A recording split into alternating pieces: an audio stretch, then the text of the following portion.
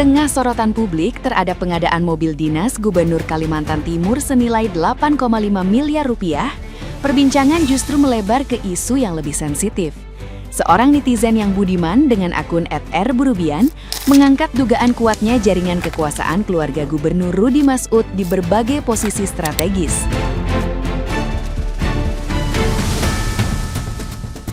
Kritik tersebut menyoroti potensi konsentrasi kekuasaan yang dinilai dapat melemahkan fungsi pengawasan antar lembaga.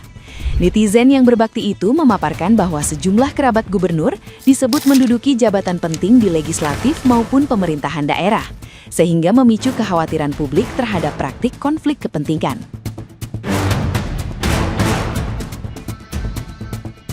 Narasi tersebut cepat menyebar dan memicu gelombang reaksi di media sosial.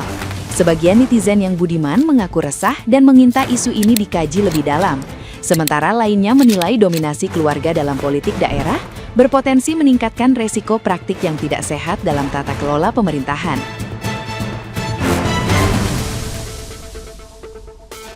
Diskusi publik pun berkembang menjadi perdebatan lebih luas soal dinasti politik, transparansi kekuasaan, dan efektivitas mekanisme check and balance di daerah.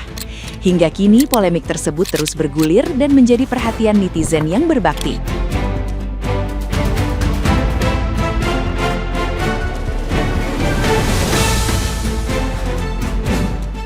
Alihin dulu perhatian kalian dari mbak-mbak LPDP dan wardi LPDP lainnya, karena Gubernur Kaltim yang kemarin viral gara-gara mobil dinasnya itu seharga 8,5 miliar rupiah, ternyata dia punya dinasti politik di Kalimantan Timur. Jadi Rudy Masud ini keluarganya itu mulai dari istrinya, adiknya, kakaknya, mereka ngejabat posisi-posisi strategis di legislatif.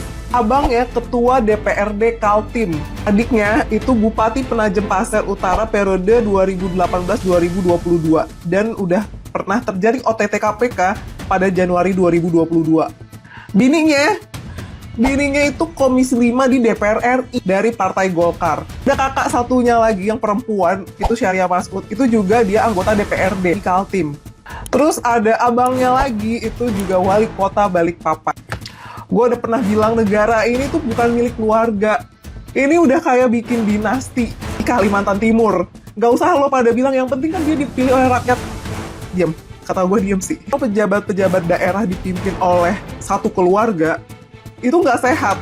Pertama, udah pasti check and balances tuh lemah banget. Karena ya isinya kan keluarga semua. Udah pasti KKN-nya itu cenderung lebih tinggi kalau misalnya satu daerah atau ya kayak dinasti politik ini, itu udah pasti cenderung mengarah ke KKN. Dan cenderung akan terjadi konflik kepentingan.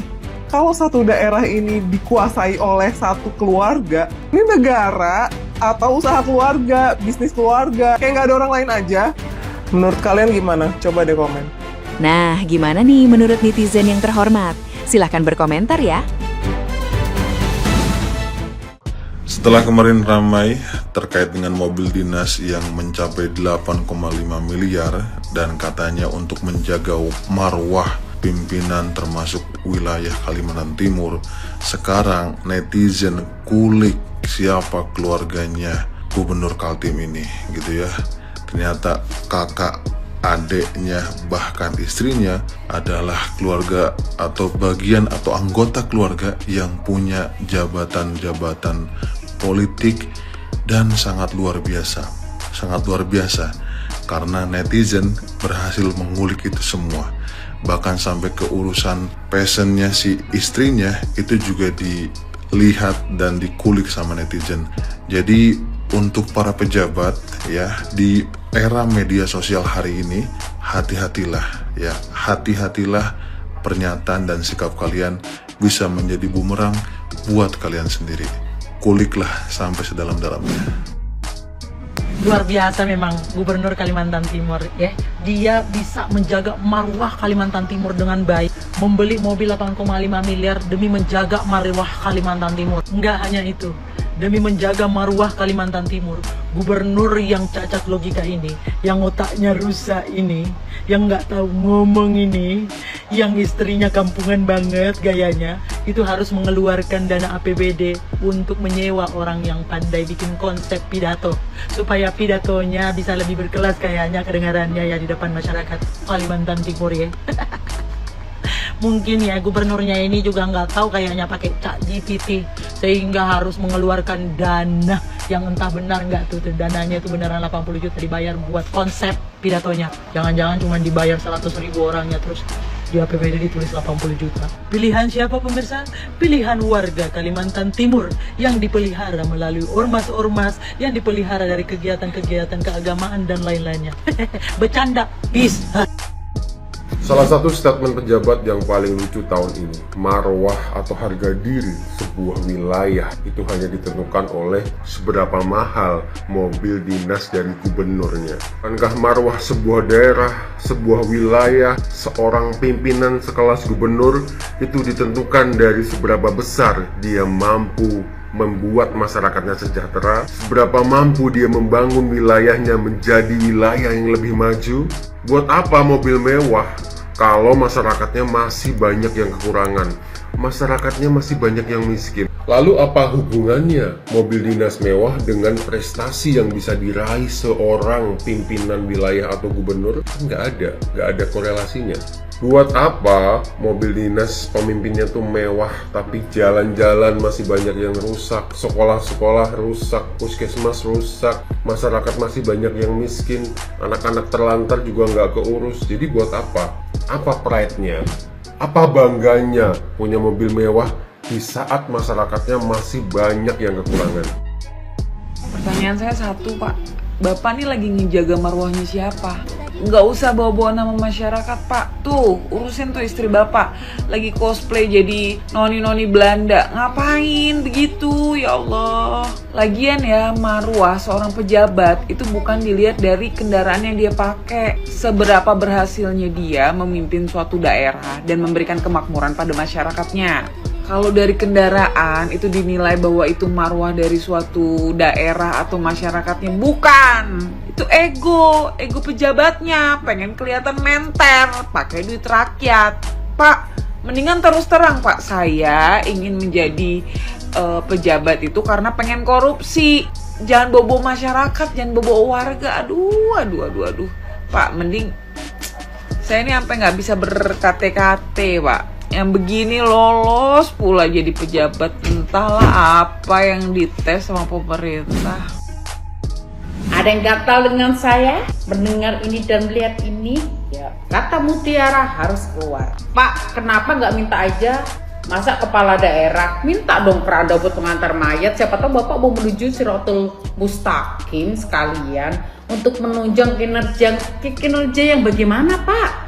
Di mana-mana itu, Pak, kalau jalan rusak, ya kan, bukan mobilnya diganti, tapi otak Bapak yang diganti, yang diperbaiki. Maksud saya tuh jalannya diperbaiki. Terus masa kepala daerah itu kan membawa daerah Kalimantan, ya siapa yang minta lu jadi pejabat? Membawa apanya? Membawa di diri sendiri, duduk enak di mobil, bisa dipijit, memperkaya diri, maksudnya seperti itu ya. Kalau seandainya Bapak, menurut Bapak itu loh Pak, ada dua pilihan nih, ganti mobil atau perbaiki jalan. 8,5 M itu Pak, itu bisa buat bikin mobil, memperbaiki jalan sampai berkilo-kilo daripada ganti mobil Alphard loh Pak, itu udah wah, minta ampun, udah kakinya iso nyelonjor, iso linggo, iso menikmatin musik. Minta mobil Range Rover yang 8,5 M Pak. Sekarang ini Pak, kalau rakyat jelata cari kerja aja susahnya setengah modar. Masih ada rakyat kelaparan ya kan. Masih ada orang sakit yang sampai meninggal gak diterima di RS karena BPJS-nya belum merata. Lah kok ini malah mikir masyarakat kerja, ya perbaiki diri sendiri itu loh Pak, mikir tak gitu loh. Masih banyak rakyat yang belum makmur di Kalimantan tuh ya kan.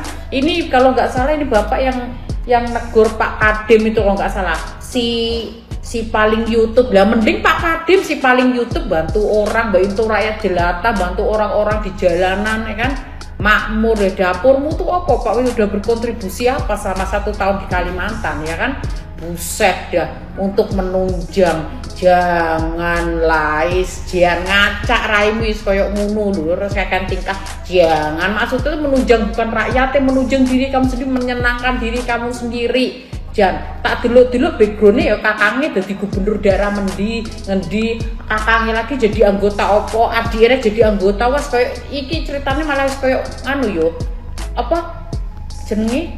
Monopoli ya kan, satu keluarga jadi pejabat tapi enak di sini tuh wis Jan, menunjang ya matamu picak menunjang ya delok rakyate dalan sing rusak parah kok ngono. Bahkan Pak KDM kalau seandainya daerah Kalimantan minyak atau apa itu kalau seandainya dikelola dengan benar itu per orang tuh bisa dapat 5 juta per satu keluarga, karena di Kalimantan itu cuma ada 4 juta penduduk, seharusnya nggak banyak orang daerahnya seperti itu loh. Jalan gue diperbaiki, rakyatnya tuh dikasih kemakmuran, rumah sakit diperbaiki, sekolahnya diperbaiki, 8,5 M itu loh bergunanya banyak buat masa depan situ, masa depan anak-anak rakyat situ ya kan.